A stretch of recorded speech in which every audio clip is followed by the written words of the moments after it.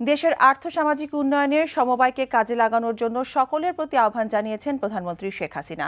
৪৫তম জাতীয় সমবায় দিবস উপলক্ষে শনিবার রাজধানীর ওসমানী স্মৃতি মিলনায়তনে এক অনুষ্ঠানে তিনি এমন আহ্বান জানান। দেশের সুষম টেকসই উন্নয়ন নিশ্চিত করতে হলে নারী পুরুষ একযোগে কাজ করতে হবে জানিয়ে প্রধানমন্ত্রী সকলের প্রতি আহ্বান জানান প্রতিটি সুযোগ কাজে লাগিয়ে অর্থনৈতিকভাবে স্বাবলম্বী হওয়ার জন্য।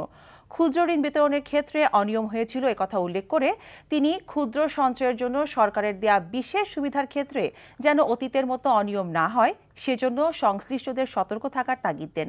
সমবায়কে কাজে লাগিয়ে অর্থনৈতিকভাবে স্বাবলম্বী হয়েছেন এরকম কয়েকজন সমবায়ীর হাতে এ সময় পুরস্কার তুলে দেন শেখ হাসিনা। যখন দায়িত্ব পেয়েছে সেই দায়িত্বটা যদি যথাযথভাবে পালন করতেন তাহলে আজকে সমবায় নিয়ে কোনো অভিযোগ আসতো না, অনুযোগ আসতো না।